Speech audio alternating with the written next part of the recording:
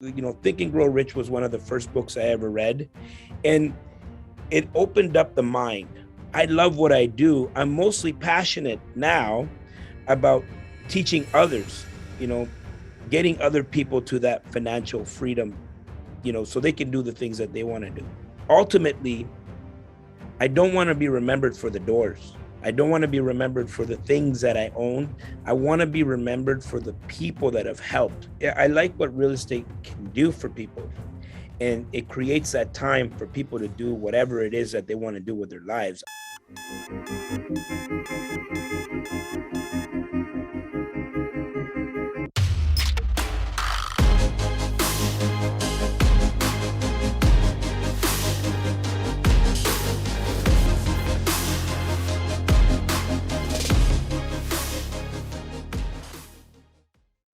Hello, and welcome back to the Very Real Estate Effect podcast, a show dedicated to real estate investing right here in Quebec. And yet today we're talking to someone outside of Quebec, but we're going to talk to him because he's quite the real estate investor. So hi, Alfonso, how are you doing? Hey, I love the Belle Provence. Quebec is where it's at. It is. It is. And it's funny you say that because yesterday I was in Ottawa at a networking event, and quite a few people told me like, oh, I'd be scared to invest in Quebec because the laws and this and that. And I'm like, I don't see how it's any different than the rest of Canada. I mean, it's mindset, right? Exactly. It's bad wherever, we look at Alberta and we're like, oh man, those landlord tenant rules are good. But go talk to people in Alberta that have been burnt. You know what I mean? Yeah. You can move all across the world and you're going to find one guy that's going to be nasty, right? And so there's always going to be someone, and you just got to operate within the rules. And I mean, people are making money in Montreal. Exactly. I went there, I seen buildings and things going on. So there's money to be made everywhere, all over the world. Everywhere on almost on any type of property. Okay, but before we go into it, I just want to remind everyone, thank you for your support in listening. Please subscribe to the show, share it with a friend, send us some feedback, some comments, and if you have ideas and suggestions for people who could be on the show as wonderful guests to share their story, please reach out and let me know. So hey, it's a must. You have to subscribe. You have to subscribe. Thank you for insisting on that, Alfonso. It's a must. Right. It's a must, right? Because think about what you're doing and the value you're bringing to the world. And the subscription, how much does it cost? Nothing. It's free. Nothing. Free to subscribe and have access to like all these different minds and real estate investing, education. Mm-hmm. I mean, it's worth millions. Yeah. Millions. And as a real estate investor, when I was doing some of our first deal, I did some of the renovation, and I've listened to hundreds of podcast episodes when I was working, and I've learned so much. Like, I joke with friends saying that I earned a master's degree in real estate just by listening to podcasts. And it's kind of true. And you know what? And I still listen. I still, I'm like, people who consider me to be an expert. I've been doing this for 23 years. 23 years, and I'm still listening. I'm still learning. The second you stop learning, that's the second you start dying. Decaying. Absolutely. Yeah. So actually, let's dive a little bit into your story here. I'd love to take like a couple minutes to know a little bit more about you, how you started 23 years ago, and then kind of where you're at now, and then a few goodies and surprises for after. So you started 23 years ago. What the hell took you to start investing in real estate? Well, actually, it goes even further than that. So I came from El Salvador. Yeah. So I was born in El Salvador. Civil War at that time in the 70s. My mom was involved in some, she was a journalist and she was reporting. Eventually, she got shut down by the government, and we had to come to Canada, right? And it was a pretty big story at the time. We landed in Montreal. I was 5 years old, 1983, and because of the magnitude of the story, I mean, we were in the Montreal Gazette, we were all over the news in Canada, the U.S., all over the world, really, because there was some human rights issues there that were being abused on, and our government back home actually sent people to stop us or make sure that we didn't share our story. Mm-hmm. And so we had to run for our lives. And I was only here for a very short period of time, about 9 months, until we fled back to Latin America. Okay. So we moved to Nicaragua, Mm-hmm. which at the time was a communist country, and being supported by Russia. Okay. For whatever reason, Russia ran out of funding. We're now in the middle of a second civil war, and there's no food, right? So if you can imagine, going to the grocery store and the shelves are completely empty, Yeah. right? And so like, and even living in a communist country, that mindset of portions and everyone having the same, but when there's nothing, everyone have equally nothing the same. Yeah. So we fled, and we went by ground. Like if you've seen that, there's probably those images in your mind of the convoys that are headed for the US. So we were part of those convoys. I mean, we had to travel by ground. We have to sneak underneath the border to make it into Mexico, where we applied as refugees to come back to Canada. Mm-hmm. And so all of this time, between the ages of 2 to 9, I've spent it, running away from wars and regimes and going from country to country. I missed a lot of educational opportunities. Okay. I didn't go to school like a normal kid. And, by the time we got to Canada, I'm 9 years old now. And the focus is to learn English, right? I had to learn English. So that became a big distraction in trying to learn English and manage with, all the things that you have to manage as a brand new Canadian. And, eventually I fell really behind on my studies. And, ultimately I became extremely frustrated with school altogether. And at 15, I left home, I left school, and I was completely on my own and living on the streets. And I hit a really, really dark point in my life. We had moved to Ottawa, and I was panhandling for change on the streets. I was sleeping in banks, and I had a life-changing moment. And so in terms of the darkness, we've all been there. We've all been in a situation where we think, okay, this is like, why is this happening to me? Yeah.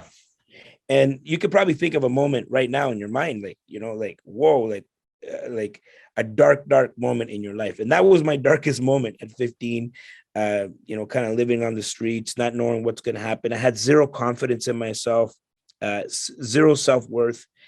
And I had a life-changing moment at 17 when I became a father. Mm-hmm. And when they put that little girl in my arms, everything changed for me. I started taking responsibility over my life. I didn't have a father. My father ran away during the war. And I always thought, like, whoa, how can you leave your son behind? Yeah. And so I wanted to step up to the plate. No choice. Mm-hmm. And so this little girl, I named her Talia. She was like my guardian angel. And it gave me purpose. And for the first time in my life, I had something to fight for, And so I quickly went back to school. I got a job, $5 an hour. That's what they were paying back then. That was minimum wage. Hated the job, but had to do it. And I started a small business from my locker in high school. I was selling T-shirts and jeans and mixtapes from my locker. 17. By the time I was 19, I turned it into a physical location. By the time I was 21, I had locations all across Canada, and I became this like serial entrepreneur. And I was so in love with having control over my time. Mm-hmm. And think about it, I'm 21 years old. The problem was, even though I had a really successful nationwide business, stores all across Canada, I had no financial education. Yeah. My growing up back home, all my mom could ever tell me is, Alfonso, the best thing you're ever going to do for your life is get a university degree and get a job. and get a job, right? Yeah. And so there was no financial education, even though my mom taught me amazing things and, about integrity, values. Hmm. I had no financial education. So at 21, when I'm making all this money, it was coming in and it was going out, and it's the equivalent of someone winning the lottery, Yeah. of some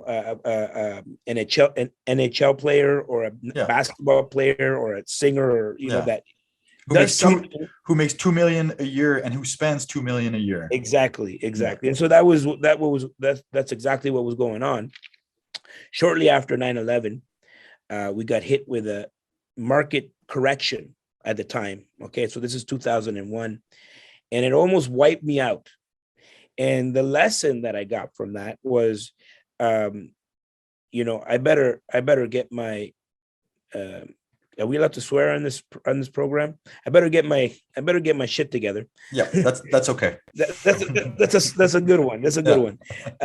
That's a soft swear. I better get my stuff together because what are you going to do with your life? And do you remember why you were doing this in the first place? It was to make your daughter proud, and all this stuff. Now you're in a position where you're almost about to lose everything. Mm-hmm. So I made a decision that maybe I should educate myself. I'm in my early 20s. I had a mentor at the time. He had given me a book to read, Rich Dad, Poor Dad, Think and Grow Rich. Classics. Now, and we were talking about this, both of us before the podcast, that we were not very good students, and if I told you, I think only you would understand. I had never read a book, cover to cover, front to back in my entire life. Okay, my whole high school, I'm the kind of guy that reads the back. And gets and ask friends for summaries. exactly. Yeah. And so those was, Think and Grow Rich was one of the first books I ever read, and it opened up the mind. Right. And then I read Rich Dad, Poor Dad, and it's like, whoa, I in my whole entire life, I've always told myself, like, you know what, like, you're not a good reader or whatever, but I became so addicted because these books were speaking to me. It was like a must, like you must subscribe. Mm-hmm. This is like, you must read, you must educate yourself. Yeah. And when I learned, because sorry, but like, go ahead. As you're reading these books, and I'm thinking of like Rich Dad, Poor Dad in particular, like, it's very actionable. You read this and it's like he almost lays down a recipe for you where you're like, oh my God, I don't need to be intelligent. I just need to follow the instructions. That's it. And for me, growing up, thinking the only way you could do this is a university degree, and reading Rich Dad, Poor Dad, and realizing Robert Kiyosaki's Poor Dad is my mom. Mm-hmm. Right? Or it's so much value on that piece of paper, but yet they're not financially free. Yeah. So growing up, there was a discord and disconnect between academia and being free, having financial freedom. And so what I realized quickly, number one, I was very much a consumer. I was not an investor. So I needed to shift the mindset to become more of an investor mindset. Number two, I only had one stream of income. I was very vulnerable. And so I said, whoa, I need to have multiple streams of income. And then doing my study of all of these successful people, what the common thread amongst all of these people was real estate. And so I said, I'm going to build the secondary stream of income that's going to be indestructible, Armageddon proof, right? And so I looked at real estate as that vehicle. And then I saw, okay, I can get into singles, I can get into all these things. But the reason I got into apartment buildings and multifamilies is because the economy of scale, right? The idea that you have many customers, right? You're not going to open a business and have one or two customers. No. You got the economy of scale. You got the price per unit reduced because you're buying in bulk, the Costco effect. This is why we go to Costco. And the idea that you can spread the risk amongst many units, right? And so to me, that was logical. And I started back in 2001, investing into real estate, and quickly got ahead in 2008, because by the time 2008 came, I was ready to go. Yeah. I had reduced my cost of living. I was already, I had a portfolio, and my mindset had been completely changed. And we hit this. Now, Canada had a correction, Mhm. but in the US was a crash. Yeah. But what happened in Canada for the if you're buying multifamily or apartment buildings, the money disappeared. Yeah. Like lending disappeared. Credit disappeared, Yeah. evaporated. And so what was left is what you know, Mhm. the ability to put things together creatively. And since that time, I've been able to accumulate a portfolio of around 600 doors, multi-million-dollar portfolio all across Canada and the US. And I love what I do. I'm mostly passionate now about teaching others, getting other people to that financial freedom, so they can do the things that they want to do.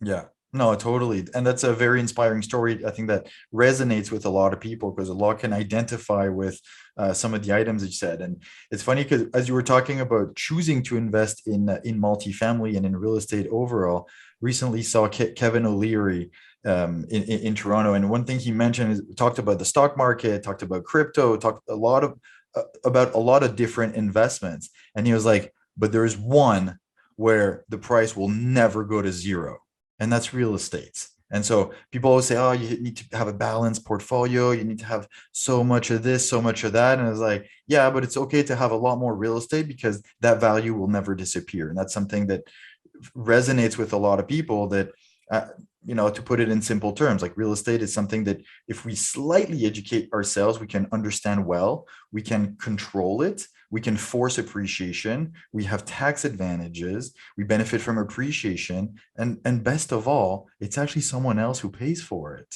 Oh yeah, like I It's mean, amazing. the this idea of time, right? And um, having that commodity of time, and that, as we know, like time is the most valuable asset that we have. Every other commodity in life, there's an abundance of Mhm. money, air, water, food. I mean, everything there's an abundance of, except for this one finite commodity, which is time. Yeah. Once time is gone, it's gone. You can't buy it back. You can't. You No. can't. And the idea that that you can buy other people's time, leverage other people's time, is a concept that a lot of people don't understand. When you have an apartment building, each one of those tenants has to go and exchange their most valuable asset, which is time, for money. And they come back and pay you 30 to 40% of that income for them to rent your unit, to give you back your time. Yeah. And so think about how much time you own in terms of, having an apartment building. You have a 10 unit or a 15 unit building. You own that people's time, indirectly, really. Yeah. But ultimately, they're going out to work and coming back and giving your time back. Now, that makes people extremely upset, right? 2020 election, it was discovered that Donald Trump only paid $700 And taxes. $700 in taxes, personal taxes, and everybody was outraged, Yeah. right? Everybody was outraged, but they're asking the wrong question. The question should be, how can we do that for ourselves? How can we do that for our families, Mhm. right? Because as an investor, we know exactly how he paid $700 in personal taxes, right? We know that. As an investor, we know that. And so the key is, for a lot of people, they get the 96% of the people, they become upset. They're like, oh, we shouldn't have to pay for rent, or we shouldn't have to go and pay half or 30% of our income for living. Why do you get upset that? Why not become the landlord, right? Yeah. And so society says, and even my mom says, used to tell me when I was a kid, don't pay rent because you're making your landlord rich. Get yourself a house, And so the message, I see where the message is going, but it's the wrong message. Mm-hmm. The message should be become the landlord. And try to put as many units under one roof. Yes, yes. Mm-hmm. Become the landlord should be the message, Yeah. right? Yeah. And who cares about paying rent? Pay Yeah. rent, don't pay rent, really doesn't matter. Become a landlord. It's whether you pay rent or not is secondary if you're a landlord in the first place. Okay. And so just moving along, you said like now something that you care a lot about is educating and helping others to do that and achieve that financial freedom and build that family wealth. Now, you have a program that coaches people, but most importantly, like I was going to say, what kind of asset class and are there particular locations that you're particularly orienting your students towards, or that you'd be encouraging everyone to be buying into? Yeah, so not anything in particular, because we have people that start off very different, and the journey was going to be different for everyone. This is what I'll tell you. When I was 30 years old, I'm 45 now, so that's 15 years ago. I was financially free. Like I didn't have to work another day in my life. And I took a long extended vacation. And I don't know if you've ever done this, go to, you probably went to a resort in Dominican Republic or whatnot. And Actually, no. no. Okay. No. Well, I'll tell you what happens. So I usually would go a week, and towards the end of the week, you're like, oh, I don't want to go home. I want to stay. This time, because now I'm financially free, I have all of my time. I said, I'm going to go for 2 weeks. And those were like such miserable weeks for me, because the first week is just like any other week. The second week, it's like Groundhog Day. The resort is everything is the same except with different people. Yeah. And I remember being so miserable and thinking, is this the rest of my life? Is this what I'm really going to do for the rest of my life? And I said to myself, you know what? I want to live a life of fulfillment, and I realized that what I wanted to do is because everyone has this vision of themselves of what they would do if they had all of their time back. What would that life look like? And a lot of people have this vision of them sitting on the beach for the rest of their lives, and that's what media sells. But what I realized, and because I had the same vision until I got there, and I realized this sucks. Right? Like, that's not what I want. I want to live a life of fulfillment. Yeah. And that life of fulfillment meant I had to back. do something, give back. And I realized what I could do is create financial freedom for people. Yeah. And there's certain things that I can bring to the world.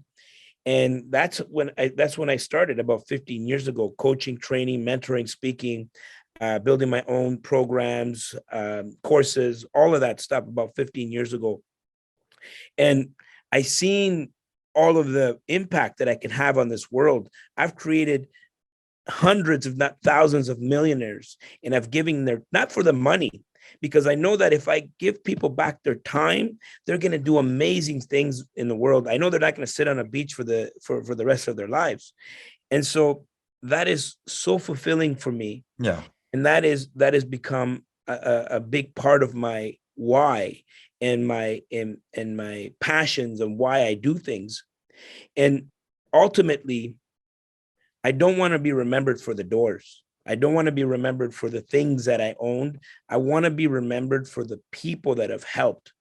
And that is in my core, right? Yeah. That's what I do. So, I can take someone from any walk of life, and the objective is to compress time. So whatever the 10-year goal or whatever the 20-year goal is, we can compress time. We can make it a 1 or 2 year reality. Yeah.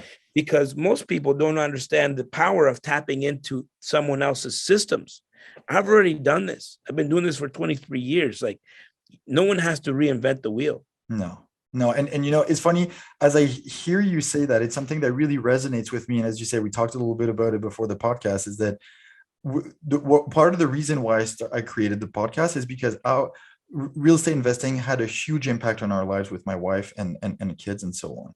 And it was my way of trying to help as many people have confidence to start investing in real estate? Because yeah, it's a bit intimidating, but it's not that complicated. Let's be honest. You just need to have confidence, and you just need to educate yourself, and then you just need to take a slight risk. But when you say like, oh, I don't want to be remembered for the doors, but for the people that I've helped. Yeah, and my mother often reminds me, when you die, you don't take anything with you. What Yeah. stays is the impact that you've had in people's lives. And when people come to your funeral, they don't say he had 600 doors. Is, remember that time when he shared that advice? That had such an impact for me. And that's what Yeah. matters. Is the people side, is the dent that we can make in the world, instead of the physical things that people see as the result of our effort of, oh, wow, he bought a 40 unit. At the end, no one cares about that. No one cares about that. No. I like what real estate can do for people, and it creates that time for people to do whatever it is that they want to do with their lives. I know that if we can give enough people back their time, it would be like Renaissance on Earth, right? It would be people. Because I'm so confident in people, and everyone has that vision that I want to sit on the beach for the rest of my life. But I'm telling you, once they get there, they're going to be bored, and they're Yeah. going to want to have an impact on this world. A lot of people don't see themselves as having the ability to have an impact or a say or have a contribution, but everyone has that ability. Just no one has the time. Yeah. Yeah. And then real estate investing is really 80% mindset and 20% technical. So as long as you I can. would say 99% mindset. 99. Okay. Okay. I mean, You know, we as much as we slightly disagree on the proportion, the principle stays the same. yeah. Yeah. So like the thing is, like, and I'm the first one to admit it. Like, look, I didn't do good in school. Um, I wasn't a really good student. If you saw my marks, you would not say, "Oh, this guy is gonna own a multi-million-dollar portfolio one day." That's not what my teachers were saying about me. You just but proved them wrong. but you know, my ability comes from leadership, Mhm. and if you want to become if you want to build a big portfolio, if you want to do anything in your life, you have to study leadership. And a lot of it is mindset, leadership, and people. The gap between where you are and where you want to go is always people, right? Most people say, well, you know what? I don't want to have to hire people. I don't want to have to work with people or whatever. But that's the only way to expand, right? Yeah. Right. And you're gonna have to work with people, and a lot of people think that it's a lot.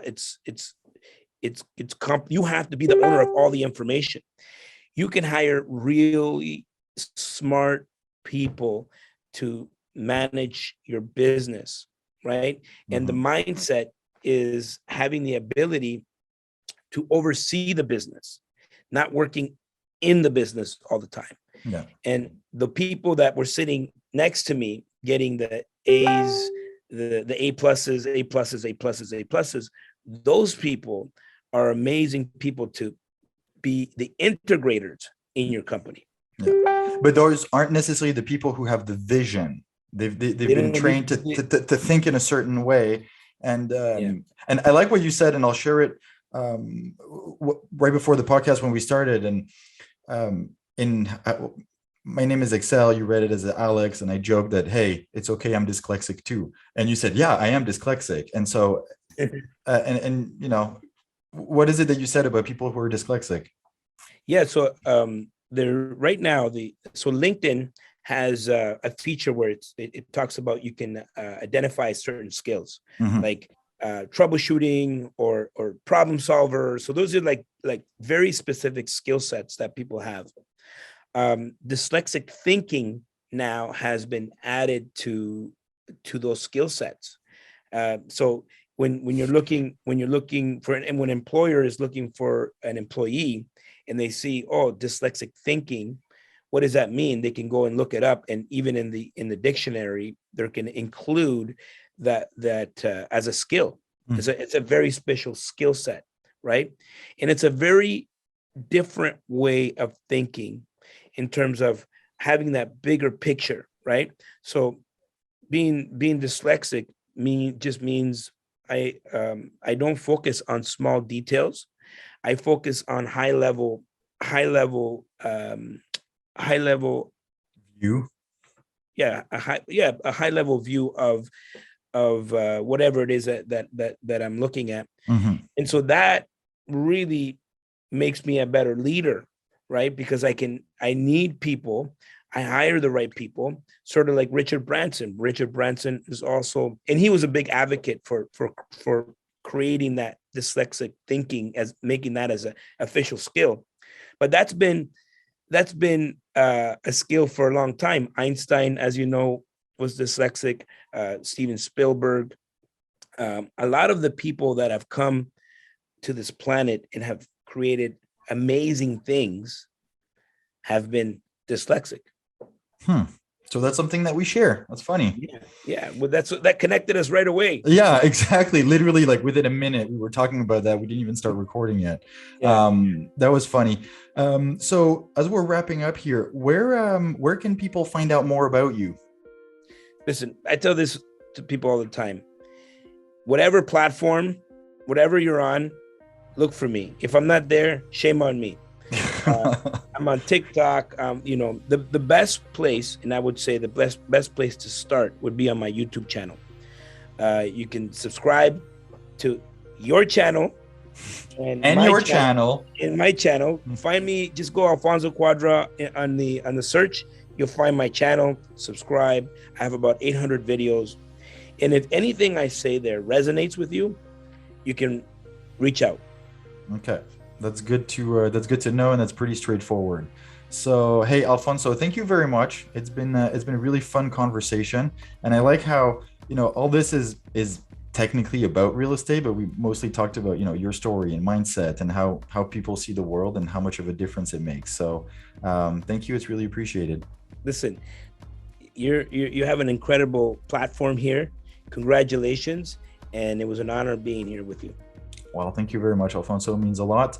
And for everyone listening, I hope you took in a lot of what was shared with you today.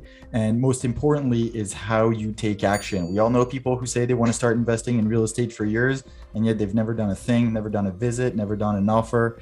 Go and learn. Start by educating yourself, and then you can get into the action. So for that, take action, research your market, make some offers, and we'll talk to you next week. Thank you.